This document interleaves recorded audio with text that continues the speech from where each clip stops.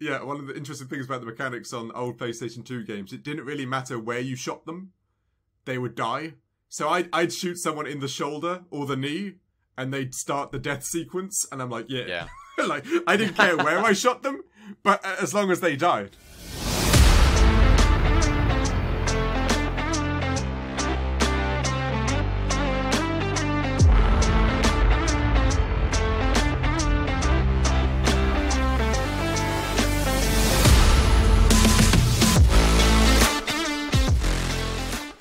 Hello and welcome back to a brand new episode of everyone's favorite podcast, the Critical OK Podcast. I'm your co-host, Nick. And I'm Dave. Hello, Dave. Hello, Nick. Are you well? Yes, I'm well. I'd just a regular well, not an an extremely well. I'm just picturing now, like, wells which you get water out, like a normal well, and then like a really golden well. This is how you're measuring your wellness too. You're just normal well. Normal well. At the end, have you ever watched Peppa Pig? I can't say I'm a devout follower of the pig, no. I know why you have, by all accounts. But yeah, is there a well in Peppa Pig? Yeah. There is a well in Peppa Pig. Peppa's grandmother, grandma pig, orders some lawn ornaments. Just a load of gnomes and a fake well. Wow. And Peppa's grandfather, called, get this, Grandpa Pig, makes sense, loses his shit. I just love, in my mind, I'm now just seeing a Peppa Pig episode where it beeps out his voice. Like, what the Right. big, you want the... Yeah, exactly. Okay, yeah, because she spent all that money. No, because okay. he's very, how to say this, he's extremely anal about his garden. Ah, okay. All the other parents out there listening to this, they know what I'm talking about. Grandpa Pig loves his garden. So when Grandma Pig ordered all these gnomes and this just fake plastic well, he gets annoyed because a well, as you said, is something that you can fetch water out of, to quench your thirst or whatever. What Grandma Pig ordered is a plastic nothing that you can kick around. God, the issues on Peppa Pig. I never knew they were so current and so like, whoa. Yes. What Grandma Pig they talk about so real dumb. issues. Yeah, no doubt. So anyway, the episode ended with Grandpa Pig giving all these gnomes and this well to Daddy Pig and Mummy Pig, who, are you with me, are Peppa's parents. No. Yes. It's quite a twist. No, that's craziness. So Grandpa... Sorry, we were going off subject, but Grandpa Pig then moves all the crap he doesn't like from his garden to his son's garden. And that's the answer. It's actually their daughter. Oh, okay, their daughter, sorry. These are Mummy Pig's parents. Okay, I think Peppa got a coin and made a wish in the fake plastic wishing well. As one does, yeah. And then Grandpa Pig gave all these things to Daddy Pig. And then Peppa shouted, "My wish came true!" Hey. Everyone fell over and laughed on the ground. And it's such a happy ending. Except for Grandma Pig, who lost all of her lawn That's ornaments. true. Grandma Pig's just in the kitchen somewhere crying over everything. No one listening and everybody stealing her stuff. Wow. Well, I hope everyone's captivated by these... by Peppa Pig's adventure.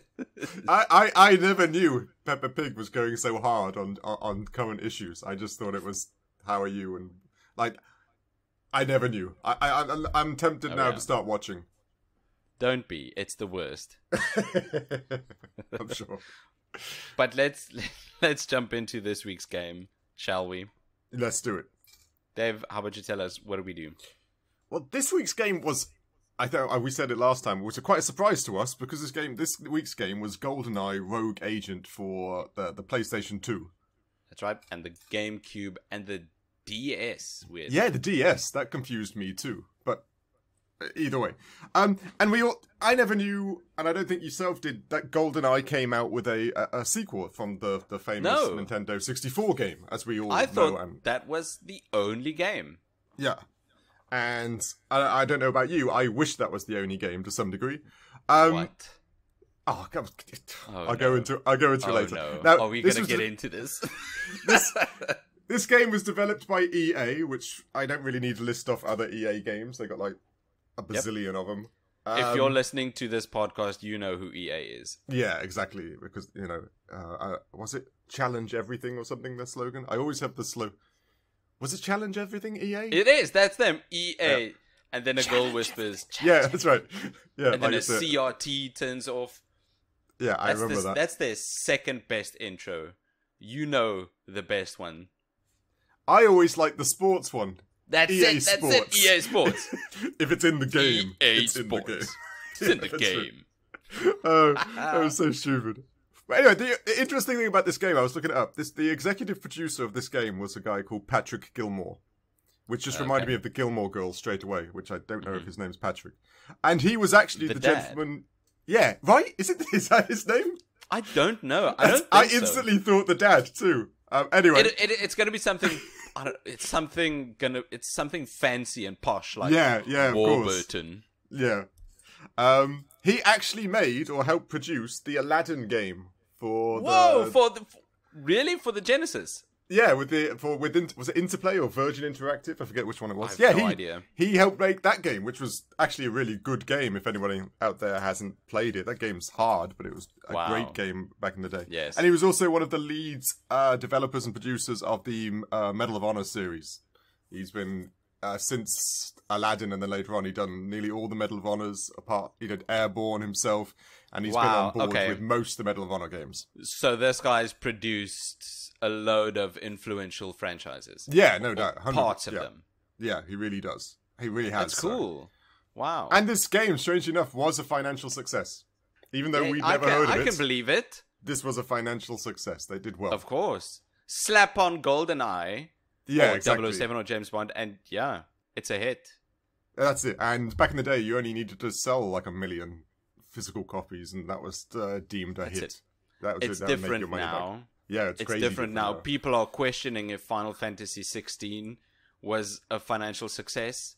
Yeah, I'm into it's not a bad point with the marketing. Can you imagine having that conversation like 30 years ago? No, exactly. 25 years ago? Exactly right. No, if it's a Final Fantasy game, it's a success. Today's insane. Was it Peacock? It's like the streaming service, I think, in America. Yes, they've got the Twisted Metal series, right? That's right. They reported a $32 billion loss last year. Whoa! I know, right? What are you talking about? Billion? They're running at a massive loss. I think it was my numbers. I know it was in the billions. I know it was massively hemorrhaging money. And those are loss figures now. It's weird to think that PlayStation 2 just selling 1 million units, financial success. But now well done. High fives all around. Yeah, but you've got something like Peacock. They lose billions and they're still going. Like they don't just close the doors instantly. But anyway, it's strange but true. Oh jeez. Should we jump straight into narrative? Yes, let's do it. For GoldenEye Rogue Agent, this game is good. I said it. Okay. Now, I have to preface this on, do you know James Bond lore? Are you a James Bond fan, for lack of a better term? I'm a James Bond enjoyer.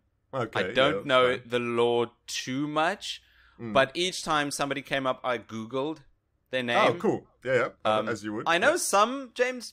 Okay, how about this? I've watched... Let's say 7 or 8 James Bond flicks. That's not bad.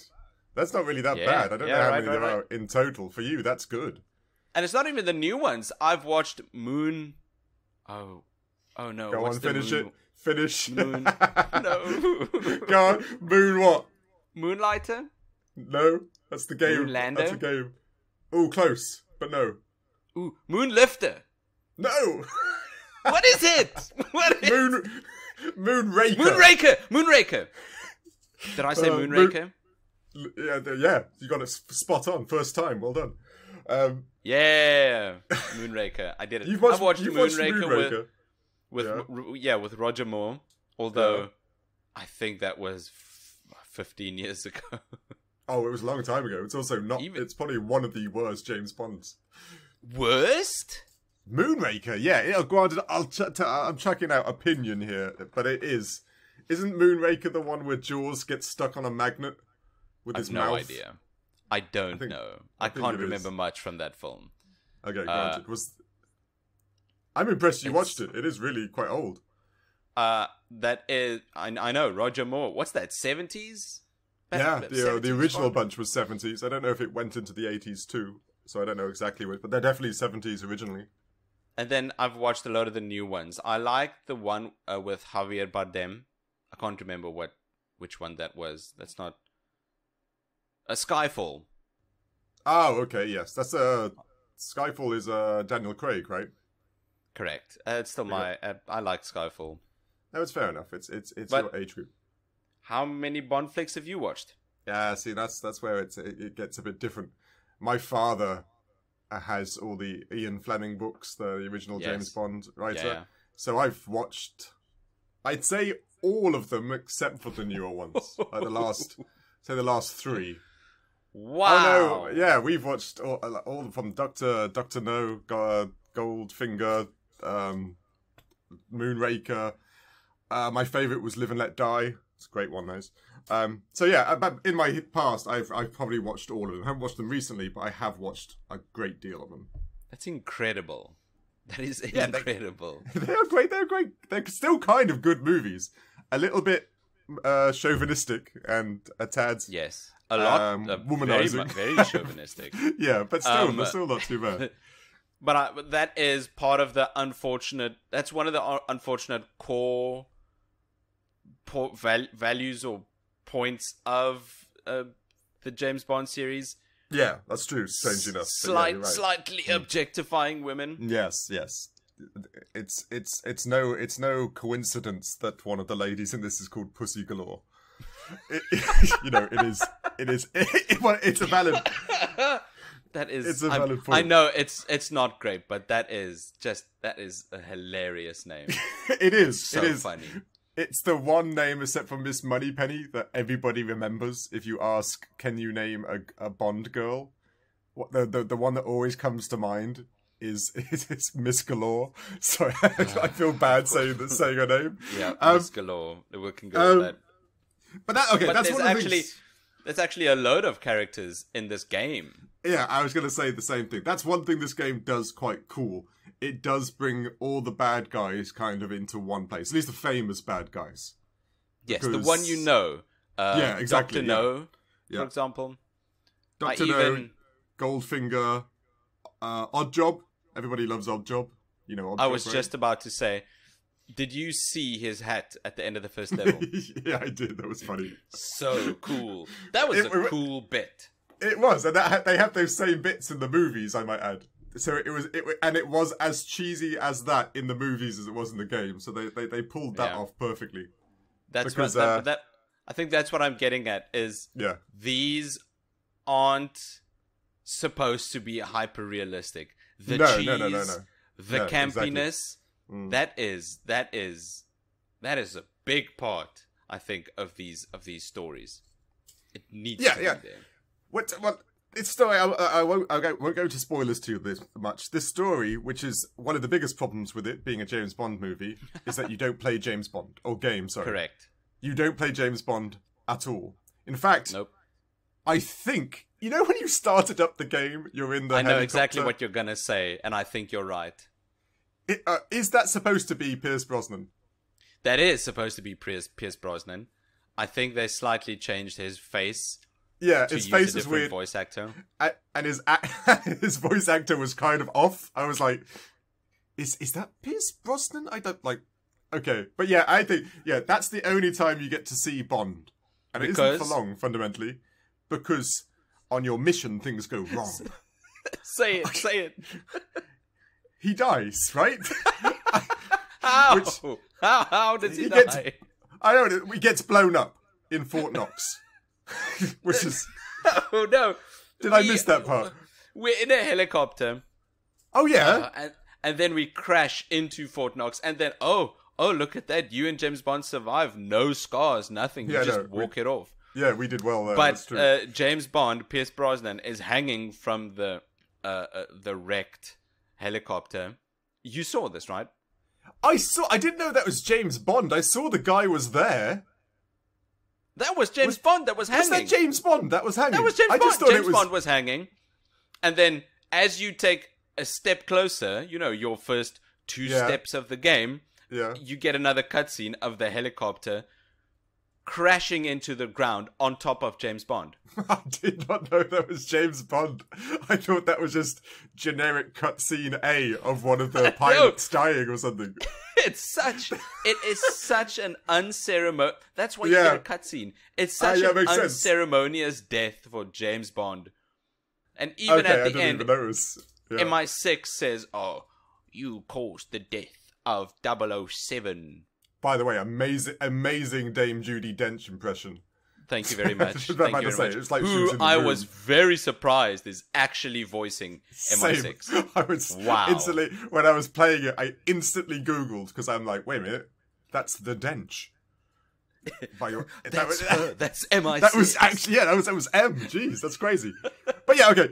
One thing, I don't get narratively. James Bond, we now ascertain that died by falling from or have a helicopter falling on top of him. Correct. How the hell do you survive the bomb?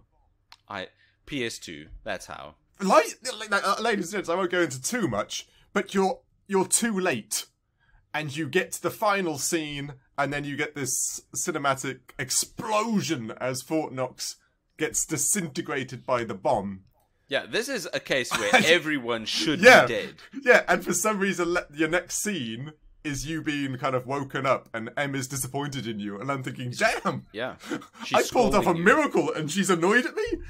But yeah. So by all accounts, you are a disgraced MI16 agent who's too thirsty and too out for revenge because Dr. No took his eye. That was like, wow, that's literally your bedrock. Dr. No took your eye.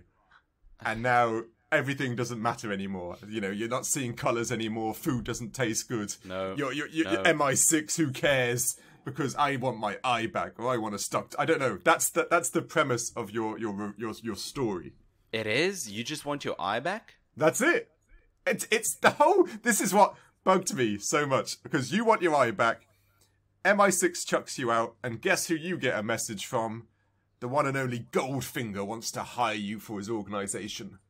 Ooh, do you know what Goldfinger's first name is? I do, but I've forgotten it. The only reason I remember his first name is because it's Auric. Ah, yes, that's right, yeah. And Auric is an adjective for golden.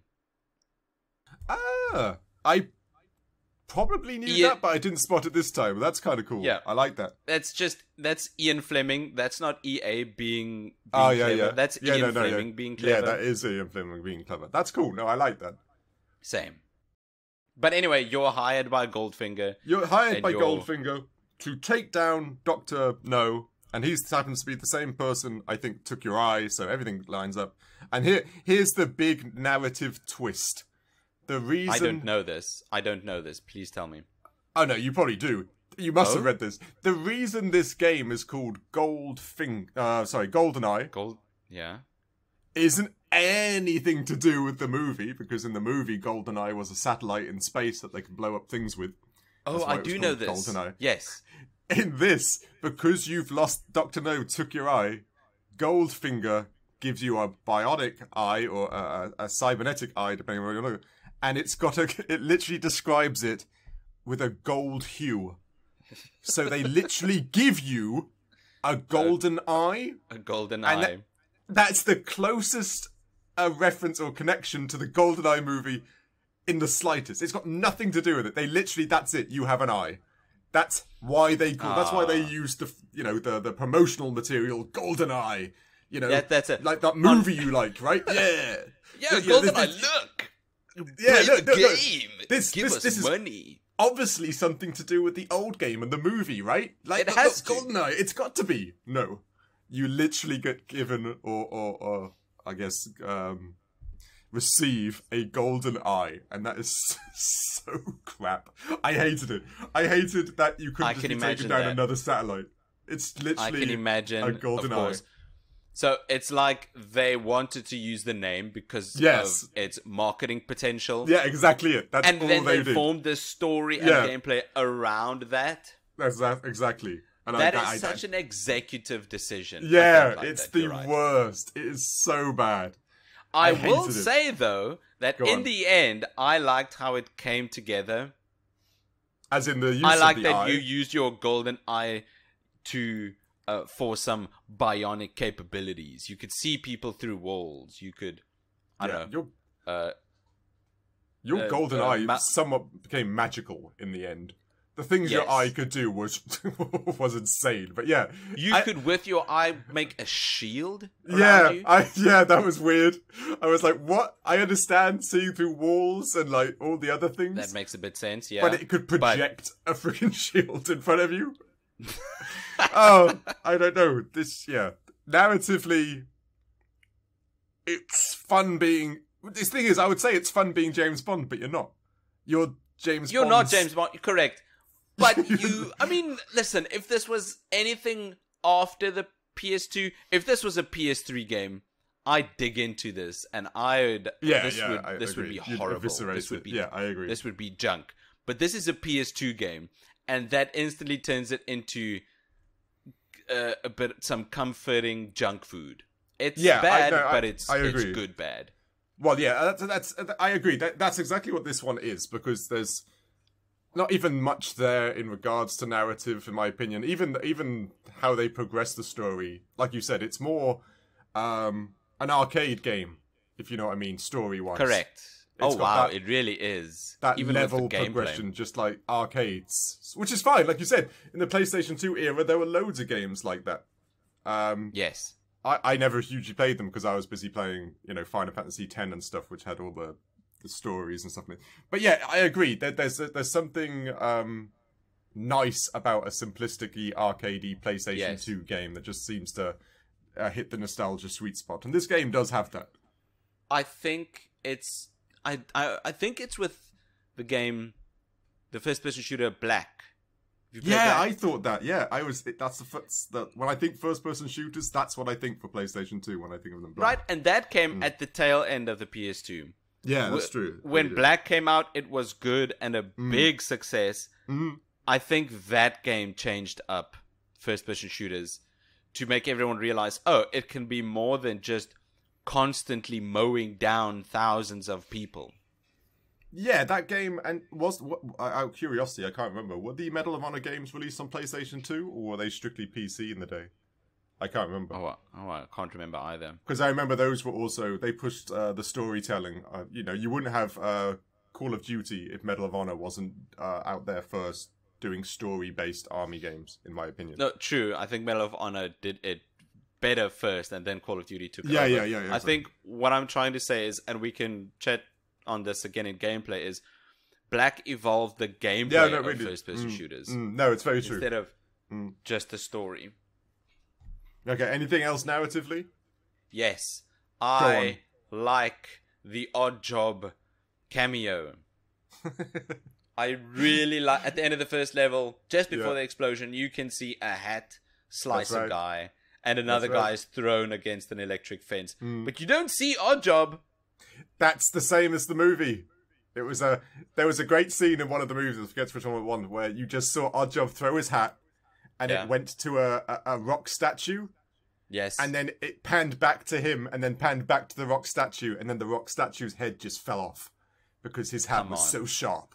On. I know, right? It's a great scene because, ladies and gentlemen, if you don't know Oddjob, he's actually kind of like a chubby Asian man who wears a bowler hat. A bowler hat. So he's kind of like English gentry combined with like Asian sumo wrestler type scenario to him. So that's already super cool. And he has a very sharp hat. He just throws it at people and it decapitates them. He's very cool. That's a character. He's always been one of my favorites, even as a child. I used to love Oddjob. Also, and he's just Goldfinger's chauffeur. That's all. Yes, that's right. His henchman and chauffeur. That's right. It's hilarious. I like that. I think it's an excellent example of show, don't tell. Yeah, exactly. You just see the hatch, right? So you got the mysticism of why and who and stuff. Yeah. And if you know, as you said it before, James Bond lore, you know exactly. Ooh, Oddjob. Yeah, no, exactly. I agree. I pretty much did that during that scene. Oh look, Oddjob. It's fun. It's just fun. It is. There's nothing wrong with that. And it is. It's always good when it's like an IP you grew up with, like James Bond. To see all these characters as in a game that you're playing, still to this day is a lot of fun. Be it if it's you're playing Baldur's Gate now and your Dungeons and Dragons lore. Seeing Oddjob and Scaramanga and M and all those people in games that you play. Galore. Yeah, and Miss Galore. It's a lot of fun just seeing them on the screen, the game you play. It's always a good time. That's all I really could ask for in an old PS2 James Bond game. I don't want it to be hyper realistic. If I want to play a hyper realistic game, I'd try the old Splinter Cell games, not the new. Oh man, what was it? Double Agent schlock. Yeah, I knew you were going to bring that one up. No, I agree. Well, there's a lot of this game and Double Agent. They share a lot of qualities, which I think a lot of people can confuse between each other. But I don't think they're supposed to be the same game. I think this is supposed to be campy, cheesy, not to be taken too seriously, where the entire point of the Splinter Cell games was hyper-realism. Yeah, and super seriousness. That exactly. Is, people dying and you're saving the world from chemical warfare and stuff. No, those games. No, James Bond is campy. Even the movies. I don't know about the newer ones, but especially anything older than like 2000, incredibly campy moments in it. And you're right. That's a good thing. Yeah, you're exactly right. No, it's supposed to be there. But yeah, that's it for narrative on my end. Okay, visuals. See, this is one of those things like every time we play a PlayStation 2 game, we got to take into granted that you're not going to get shadow effects and lighting this and all the other. Yes. I actually didn't hate it visually. Same. Right? There's a lot again, and I'll say again, it was again very arcadey. Even the UI, as in like you had your shield on the armor on your left and your health on the right. So it was all very simplistic. So you could just concentrate on shooting things and the same. It's the same layout as your D-pad. It's exactly. I think the UI is fine. Yeah, it lets you focus on what you're there to do, and like most like arcade types, the focus of this game is shooting and taking down bad guys and occasional and doing a lot of it. Yeah, and even environmental aspects like switching on trains and stuff to take down. There's a lot there visually to do, and I was looking at the CG, so to speak. It's a bit weird to call it CG for PlayStation 2 era, but it is, and they kind of look like the people. Like I said, when we were listening to Dame Judi Dench do her bit, I looked at her character like, is that Judi? I was like, okay, it could be. Oddjob looked like Oddjob, I'll give you that. And even Scaramanga kind of looked like Scaramanga. So they weren't too bad. It's weird watching it now because you forget how good or bad PlayStation 2 graphics capabilities were. So I don't know if that's a good job or a bad job or an odd job. Sorry, just... Hey! It's hard because they do kind of look like them, but not. So I don't know if they should be praised or not. I really don't. I do think that is just PS2. That is just PS2. I'm struggling to remember what the best graphic was that we got on the PS2, and wasn't it Final Fantasy 12? 12 did come out on the PS2, yeah. But that's the thing about me, because Final Fantasy games are well known for pushing the graphics to another levels. Like in Final Fantasy X, there's Kimari. He's a big blue horned beast man, and he actually had fur. It wasn't great fur, but he had fur. So I keep thinking to myself, if they could make fur on Kimari, are other games are not good enough or not trying hard enough. But then you got to remember that Final Fantasy and Square Soft or Square Enix at that time, I don't remember the they were kind of like pushing the bar all the time. So what the all the time bar they still is, do. Yeah, what the normal bar is, you have to kind of associate with other games. But I get it. I think you're right, though. I don't think EA was particularly interested in pushing the bar graphically as much as Square Enix. But, I mean, it doesn't look bad. It doesn't look like a PS1 game. I was genuinely, because we've been playing so much PlayStation 4, 5, PC games, I was genuinely shocked because when we go into PlayStation 2 games, I keep thinking, oh god, okay, can I recognize? This wasn't bad. You could see, the bad guys had faces and yes. They kind of looked right. And then, this wasn't too bad. I enjoyed it. Same, visually it was fun. My favorite part playing through this game was not just the faces or the enemies or the guns, whatever, but the locales you visited, right? The levels. The level design is okay, but they looked great. They looked fine for a PS2 game. I enjoyed what they looked like. You could instantly see where you could recognize where you are, right? If you're building hopping on the Hong Kong skyline, right? Or if you're going through underground tunnels. Yeah. Or if you're in a Vegas casino, the levels look like that. They do, and they look.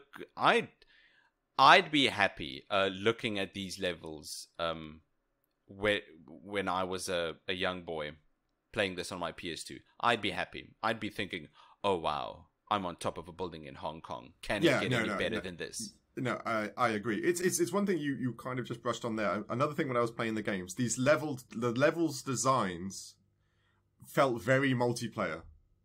It felt very like Quake Arena. Like there was something about them. Did you not feel that? No, I didn't. But that's a very good point. Especially if the Fort Knox. The fact that it almost felt like I was going round in like a square or a circle. You had the train section, then you had the little rooms with the doors, and then you found another door which opened to a big... Yes. I felt the multiplayer vibes there. That you would be a team of 4, you're right. And they'd be a team, and you'd hide in the little down bits in the office. And yes. I could feel when I was playing this. These level designs felt like they were made for multiplayer games. Like I didn't even notice, but you're 100% right. Yeah, it can get with all the different doors.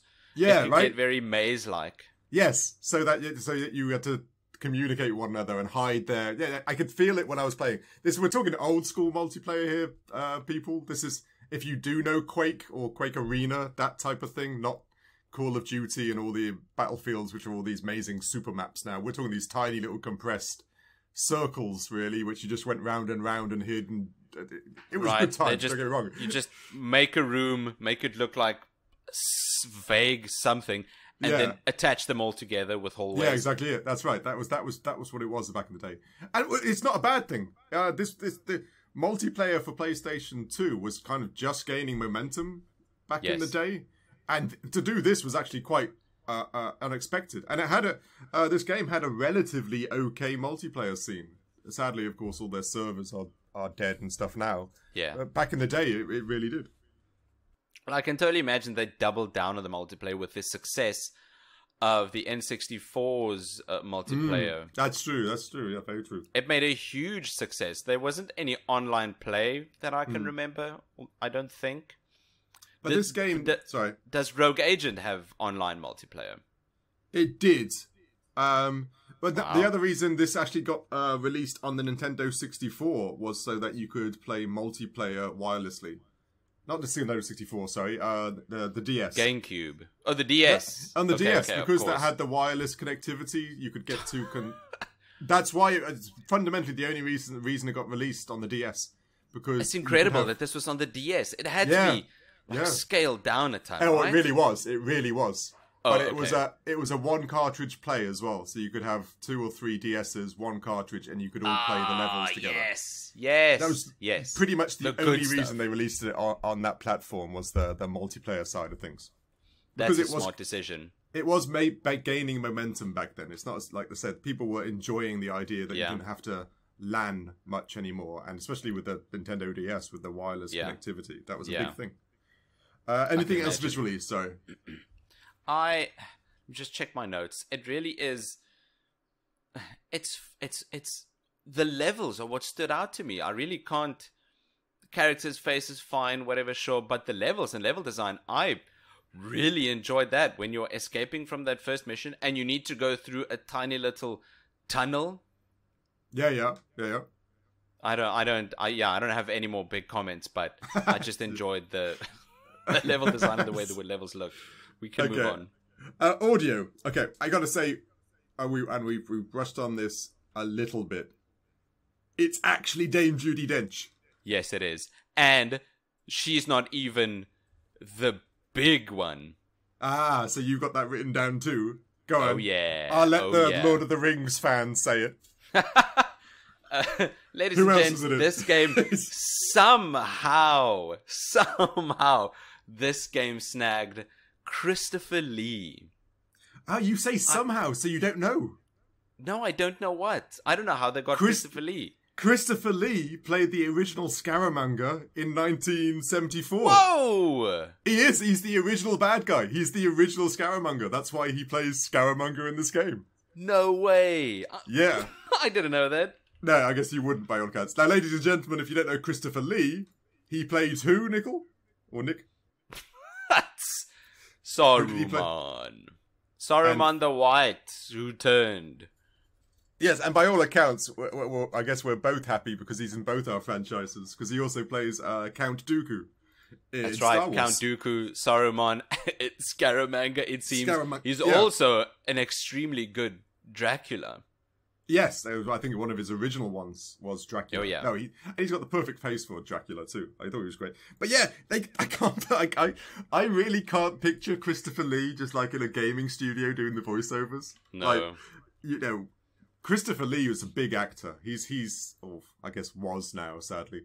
That's a big deal. Even Dame Judi Dench, she's a dame. Yes, these are A-listers. These are really big deals, and they actually signed on to do these games, which was shocking. Now, granted, we all know that EA's got quite a budget. Even back in the day, EA had kind of lots of money and lots of pockets to delve from. But I still can't get over that was originally them doing the voices. I thought it was crazy. Yeah. Loved it. It really is. I mean, this is... What year was this? 2004? Yes, yeah. 2004. This was just... They were busy filming Return of the King. This was just after Two Towers. Yeah, that's true, I suppose. Yeah, I didn't even think of that. And the prequel trilogy. Yeah, that's crazy. So this could have been the height of Christopher Lee. Yeah, I'm about to say, this was his peak comeback, so to speak. And he still did this? Yeah, no, it's cool. They must have paid him a great deal of money or something, but I was enjoying it. And do you know, it was very close, but it broke down that Miss Galore was actually going to be voiced by Jessica Biel, but it didn't work out. Oh, okay. Which is, depending on your views on Jessica Biel, either a plus or a minus, depending on what you view. But yeah, it had a budget. It's strangely enough, it had quite deep pockets to make this GoldenEye game with no reference to the actual GoldenEye movies or the original N64 game, which it still bugs me. But yeah, the voice acting, it's one of those weird things. The voice acting was good, but it's weird to judge voice acting when the character models are so old. You know, yes, you're right, because this was 20 years ago almost. Yeah, no doubt it is. But I completely forgot to bring this up in visuals, but it's almost like EA and whoever else decided that they wanted this to be as movie-like as possible. Yes, no, I agree. Right, the game even starts with the big THX title card. Yeah, I was shocked by that too. That big, and the Metro Goldwyn Mayer lion. Yeah, right. It literally starts like a movie. Cards, yeah, games. Exactly right. No, exactly. That's very true. And and I just think they wanted this to be as movie-like as possible because this is a primarily cinematic franchise. Yes, yeah. And then having Christopher Lee and Judi Dench, who are A-listers for movies in this game, it does kind of make sense. Yeah, no, it does. And Mr. Audio Man, did you pick up anything else? Like, I don't pick up the soundtrack and stuff as well as you do. I'm busy shooting. I must say, I was so starstruck with Christopher Lee and Judi Dench. I didn't pick up the soundtrack as much as I would have liked. But I mean, it's got the usual James Bond soundtrack, right? Yeah, no. It'd be crazy. Yeah, which to me are legendary. It's one of those. It's one of those. I remember to everyone, I think. Years ago, they were talking about songs and themes that everybody can finish, and it shows the marketing potential in it. Like you said, you did and then everybody else can go and it's. I think it was one of the the top. I hope everyone's enjoying. This is what podcasts are about. It was one of the top 10 most noticeable and remembered soundtracks. Was the James Bond You know, and it's fun as a child growing up with the games and then playing the game. When you're hearing that song, it just gets you in James Bond mode. Gone sadly not in this game. Disgraced MI agent with a weird golden eye, but it gets you into that zone quite well. That song. And it does. It really does. This game, but it's literally the only thing I notice, like soundtrack wise. The guns sounded cool. The bad guys made bad guys noises when you shot them. Ooh, speaking of bad guys, I don't know why I don't have it in my notes. Yeah. But I remember distinctly in a level, as you would be fighting the bad guys, whatever, you would sometimes need to take cover to heal. Yes. Because for some reason, I think your eye heals you. Yeah, the game was bizarre, but yeah. I don't. Anyway, in the first level, I took cover behind a forklift. Okay. And then one of these henchmen would shout to the other henchman, "He's taking cover behind the forklift." Oh, really? Yes! That's cool. It really is. I had to pause the game because that was incredible. And I tested it in later parts too. Yeah. There's a later part in a room filled with rockets. Yeah. And you can actually push a button to have one of the rocket. Of course. Yeah, that's right. Burn some henchmen alive. Yeah, the fumes. The jet fumes coming out. Yeah. And I would take cover at this button. And then one of the henchmen would shout, "He's taking cover underneath the rocket." And I thought, what? No, I'm not. And then I looked up and I was underneath the rocket. Wow, one of those moments like, what rocket? Oh, shit. Okay, no, I was impressed. No, that's cool. That's impressive. I can't remember. I know a lot of people won't pick up on it, and nowadays that's nothing really to gawk at. No, right? Exactly. Even for a PS3 game, it would be, oh, nice. And then you'd continue on. But this is a PS2 game. Well, you say that. Mass Effect, the game, right? The only combat noise I always remember is that somebody would shout, "The enemy is everywhere!" And it would just do that every single battle. Every single battle. Like, this just I don't know which party member, if it was you, would just keep quoting the same thing. And that's dumb. Whereas this actually sounds smart. Dumb. You know what I mean? Yeah. And Mass Effect was a PS. It was in the generation after this. But there's so many times where you think to yourself, if the PlayStation 2 can do like area-specific voices, but Mass Effect, and I swear to you, I joke with my brother about it because whenever we play a game and there's lots of people on the screen, we just shout, "The enemy's everywhere!" because we heard it so much in Mass Effect. Yeah. It's weird how, I guess with some games, sound mechanics have become lazier than they were in PlayStation 2. Because even Max Payne had this scene, which is an old game, had this scene where you burst through the door and the bad guys would go, "It's Payne!" And it was such a great announcement, like as you were coming in and just bullet timing. And that was great. I remember that part because it was so visceral and gutsy and it was just a normal person. It was so much cooler than just, "The enemy is everywhere." I don't know. It's weird. It's weird. They really have there are certainly games which have lost the love for doing the sound engineering and the voices and stuff, things like that. And it's cool that this PlayStation 2, a 24-year-old game, was it, or 20-year-old game? 20, almost 20, actually had that. That I didn't even notice. It is very cool. It is very cool. And I had to stop and take note of what happened. I really, really like that. But now I really am done with audio. Okay, so then we have to jump into gameplay. The gameplay, which has some highs and some lows. Yeah, I've basically written down the same thing. First, go on, maybe you first. I really took a while to get the controls down, but after tinkering in the options menu for a bit to get these controls how I like them, oh boy, did I enjoy the gameplay.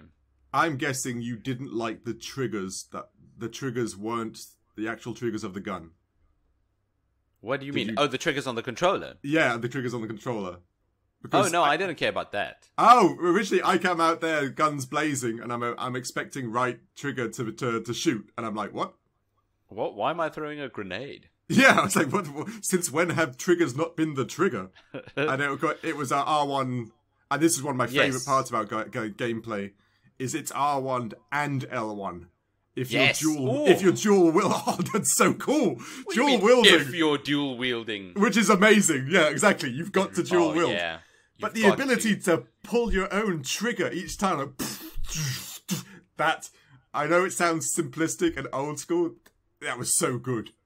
Oh, it was so much fun. It is simplistic and old school. That's the best part. There were these one-handed machine guns, HS90s or whatever. Mm-hmm. I'd have one in each hand. Yes. And oh man. It was so satisfying. It really is. And it's smart because the left bumper is the left trigger. The right bumper is the right trigger for the right gun. You could reload in the one and just mow down on the left one. It's true. Oh man. Oh, that's it was good. So clever. There were little bits that were so clever because you could also pick up the gun with your left hand or your right hand, depending on which gun you walked over. They let you choose. Yeah, that was... And there's just something about the realism of doing that. The idea that you've got to, like, measure or keep an eye on your magazine per gun. Yes. And shoot. It's right. Reload this one. Then left. And, no, it's weird, but that was so good. I really loved it a bit too much. I thought it was brilliant. And any game that lets you dual wield. I think so as well. And I'm also assuming that you reloaded both at the same time in between fights. Yes, of course. How cool is that animation? Animation, right? Yeah, that's what I thought. Yeah. You just unload the magazine at the same time. Yeah. And then, I enjoyed it more than I should have, but I'm not ashamed to say it. No, and there's lots in there that was fun. Even taking a hostage, which made the game so easy. You know where you could take a shield, a meat shield, so to speak. You can grab one of the bad guys. What? No. Did you not do the tutorial? Those little messages that told you that... No, I could take a hostage? Yeah, when you, if you smacked one, you know, you had like a melee option. If you smacked one, it dazed them a little bit, and then you could grab them as a human shield, and then you just had your right gun just shooting people. And to be honest with you, the hostage's life was so high that you basically were untouched. They just kept shooting the guy. And no way. Yeah, you missed out. No, I didn't do that. I remember this exact point in the tutorial. I smacked him. Yeah. And I didn't read. I just realized, he didn't die. So I'm going to continue smacking him until he dies. Shame, poor fella. And then I moved on. That's brutal, shame. But yeah, there were some really cool little mechanics in it. I found the game kind of too easy. And I don't know if that's PlayStation 2 era. You know, I wasn't even hiding much. I was just going in there. I found... mowing people down. I found the crosshair to be a bit slow. I don't know if that was you as well. Yes, like when that you were was trying my to only aim big problem. Yeah, it was kind of slow, so I'm standing there in the middle of like guys shooting me, and I'm just slowly trying to move the crosshair, and yet my shield and my health bars going down relatively slowly. So you continued to use the crosshair? I did. What did you? Wow, I turned on auto aim. I didn't even notice. No, I used the crosshair. Yeah. But I mean, that's how the previous GoldenEye game worked. That's right? true. No, that's very true. Yes. Yeah. So I turned on auto aim because I knew that's how it would. That's how it's meant to be played. I'm convincing myself. I turned on auto aim and I just ran through all of them with my dual-wielded machine guns. Well, that would even make it even easier, right? Because yes, it really was easy. Yeah, one of the interesting things about the mechanics on old PlayStation 2 games, it didn't really matter where you shot them; they would die. So I'd shoot someone in the shoulder or the knee, and they'd start the death sequence, and I'm like, yeah. Like I didn't care where I shot them, but as long as they died. Another interesting thing. But did you see when they die? They actually react to the spot where you shot them. Yes. So if you shot them in the leg... Yeah, that's right. Like a physics aspect. But there was also an interesting thing. Did you see that, I guess this is gameplay. If you killed them in a cool way or headshots, you got special, MI6 points because you're so well trained and stuff. You got this is that what the... Yeah, you got this little orange badge would come up like in the top corner to say that you performed a cool MI6 thing. Well done. Oh, wow. And those would add to your score at the end of the game. So, okay. I did very few headshots because it took too long to move the thing there. I don't think I did any. I was auto-aiming. Ah, well, there you go. It is. Gameplay, you hold the hostages. It's weirdly enough that you can't take a hostage into the next segment of the game, which is weird. Remember... Other games have done it, I know. So you walk in through the door and then you knock out the hostage and it lands on the floor and you're like, "Oh, yes. I liked him. We were going to get through this together." Yeah. But yeah, it's some parts of this, and again, it plays.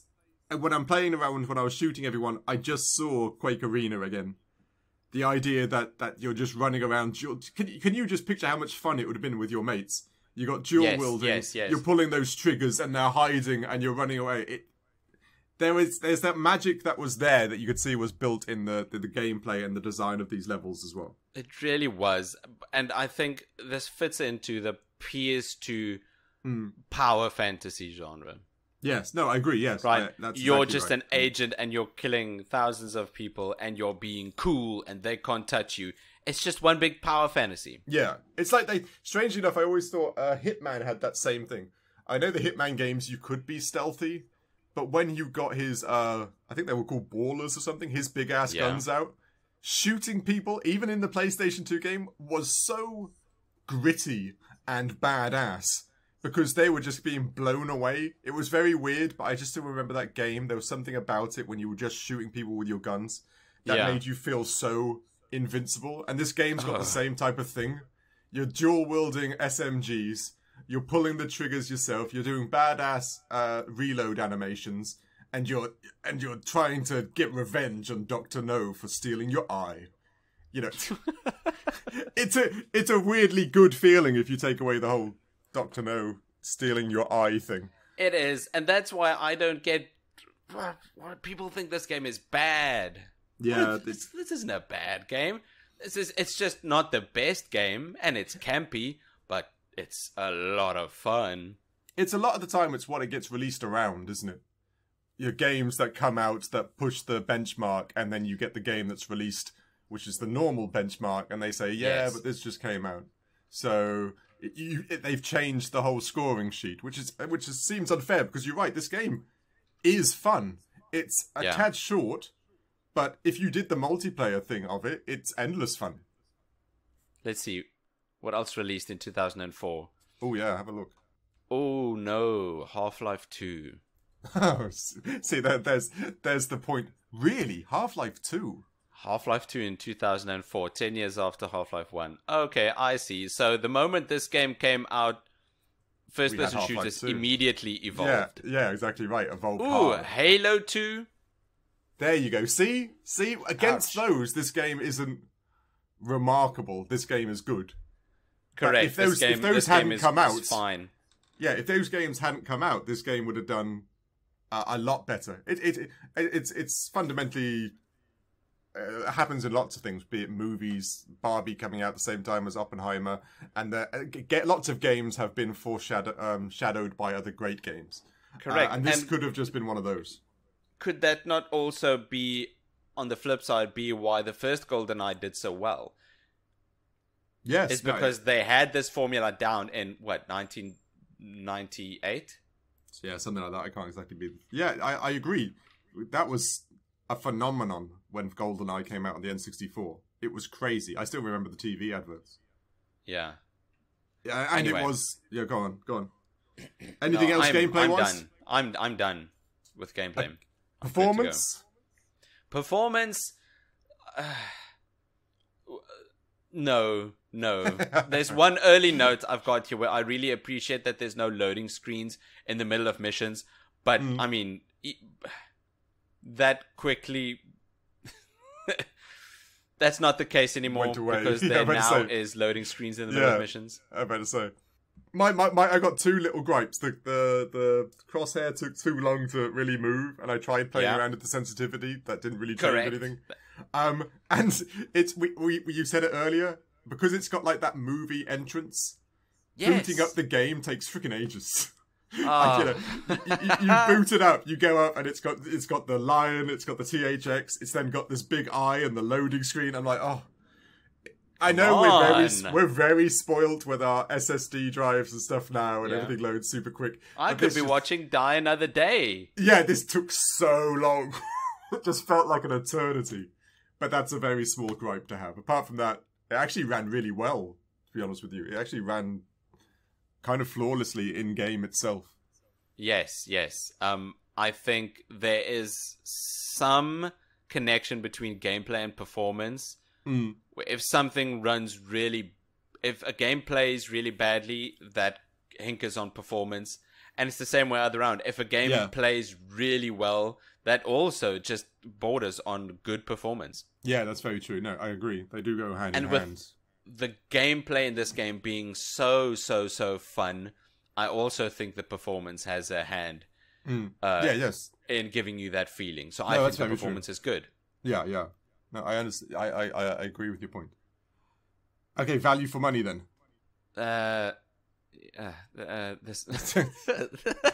This one not so much. I don't know. Yeah, same. It's fine. There's no real replay value unless you just like the gameplay loop.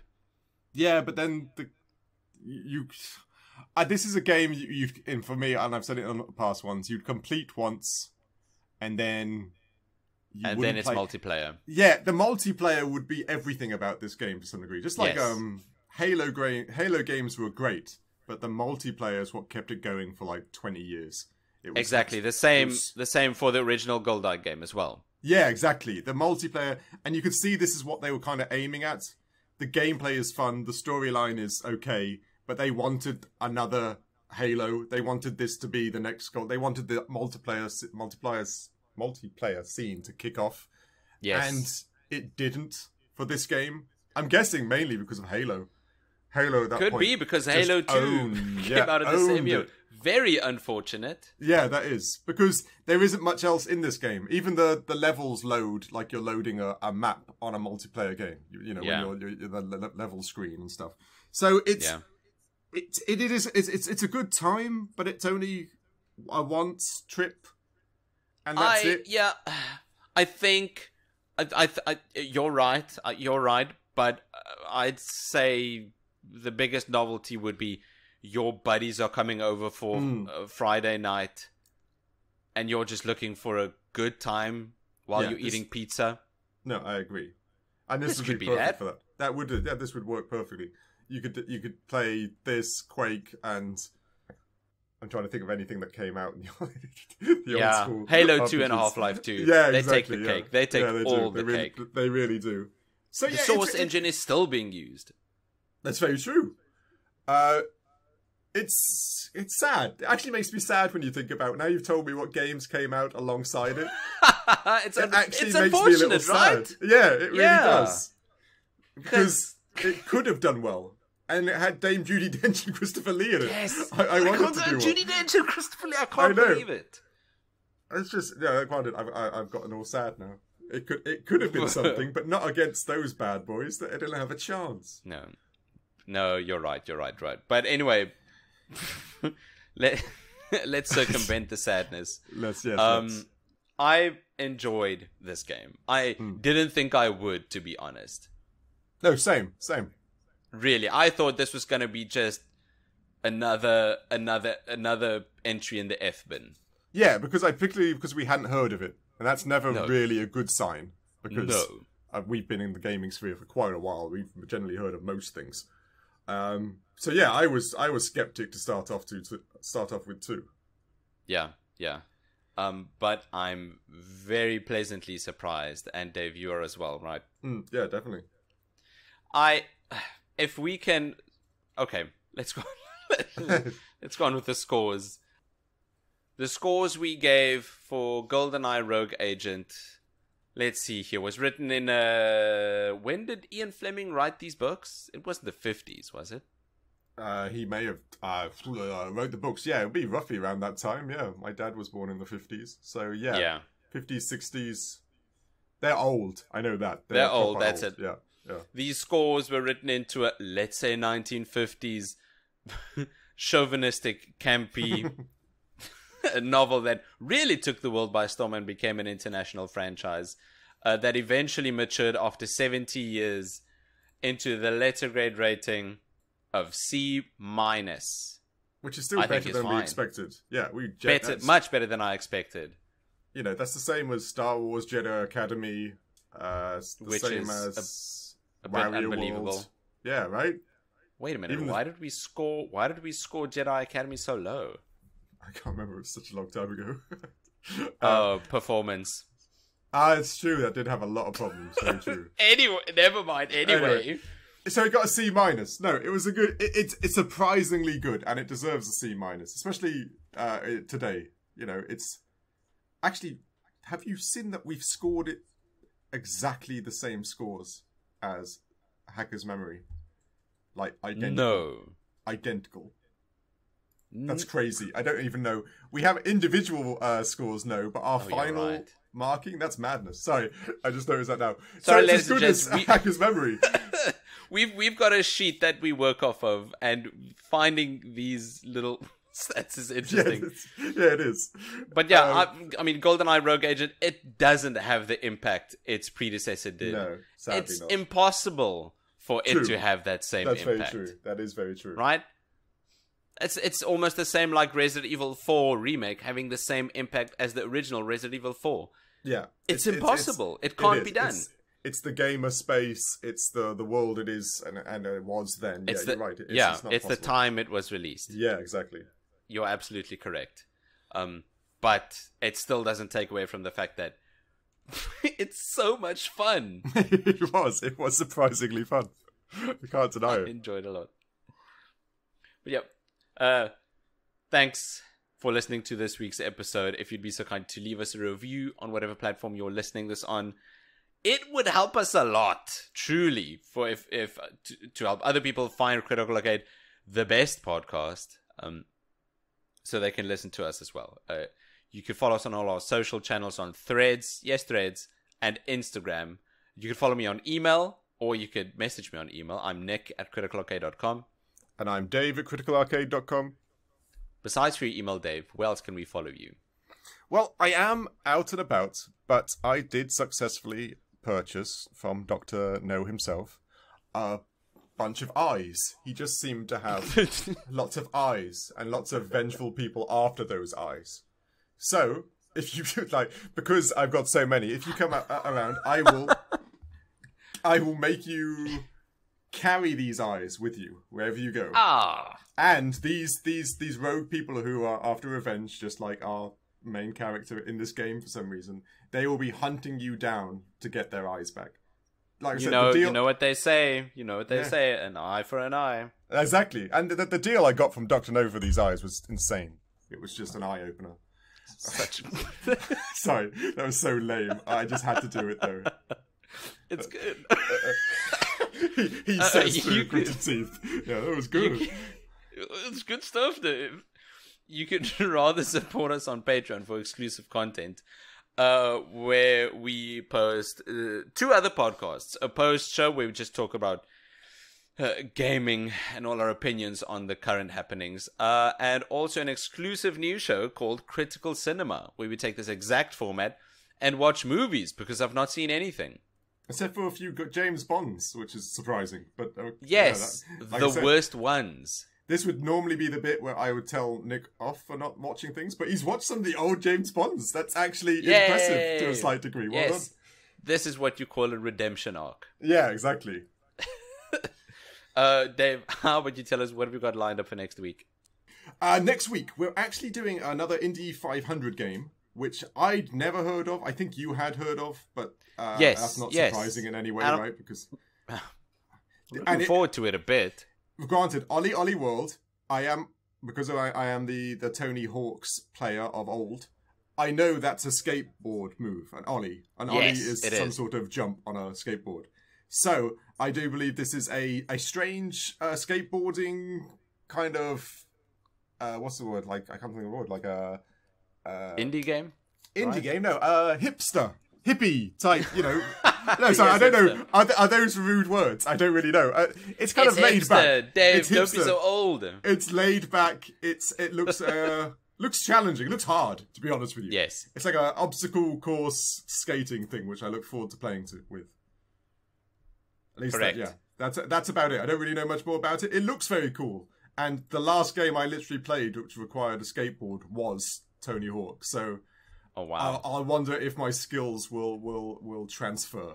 I very much. If you want to see whether any of our skills transfers to any skateboarding game, hit us up next week on the Critical Arcade podcast. We'll see you then. Cheers. Cheers.